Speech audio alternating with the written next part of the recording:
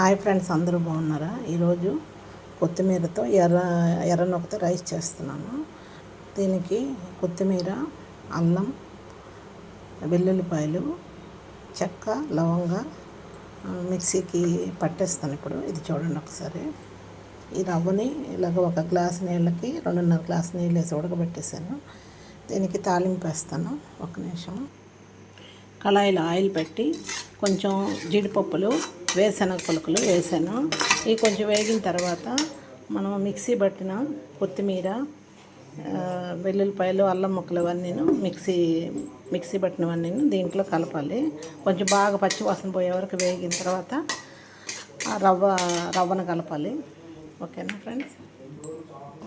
నేను ఇందులో ఆల్రెడీ చెక్క లవంగలు వేసాను కాబట్టి పోపులో వేసుకోలేదు. లేదంటే స్పైసీ కావాలంటే మీరు కూడా కొద్దిగా పోపులో వేసుకోవచ్చు. ఇప్పుడు చూడండి ఎంత గ్రీన్గా వచ్చింది కదా. చూసారా ఎంత గ్రీన్గా వేగుతుందో. ఇది కళ్ళకు కూడా మంచిది. మనము కొత్తిమీర అంత తినలేం కదా, ఏదో తాలింపుల్లో అట్లా వేస్తుంటాం. అలా కాకుండా కొంచెం ఇలా అన్నంలాగా పిల్లలకి ఇస్తే చాలా మంచిది. ఇది మనం వైట్ రైస్ అయినా కలుపుకోవచ్చు. నేనైతే నూక కలుపుతున్నాను, ఎర్ర నూక. ఇప్పుడు బాగా వేగింది కదా. ఇప్పుడు మనం రవ్వ ఉడకబెట్టిన రవ్వని కలుపుతాము. చాలా బాగుంటుంది ఇలా కూడాను.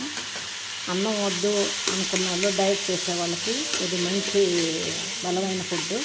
ఇలాగే మనం సామలతో, కొర్రలతో, అడ్డు కొర్రలతో అన్నిటితో చేసుకోవచ్చు. అంటే పాలకూరతో కానీ, కొత్తిమీర, తోటకూర, అన్నీ ఏ ఆకుకూర అయినా తీసుకోవచ్చు. నేనైతే కొత్తిమీర మంచిది అని కొత్తిమీరతో చేస్తున్నాను ప్రస్తుతానికి. నా దగ్గర కొత్తిమీర ఉందని. బాగుంది కదా ఫ్రెండ్స్.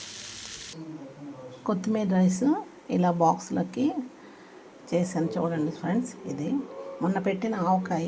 ఇది 1.5 డబ్బాకు వచ్చింది. 3 కాయలు, ఇలాంటి కాయలు 3 కాయలు పెట్టాను. ఓకేనా ఫ్రెండ్స్? అందరూ సబ్స్క్రైబ్ చేయండి, లైక్ చేయండి, షేర్ చేయండి. ఓకేనా ఫ్రెండ్స్?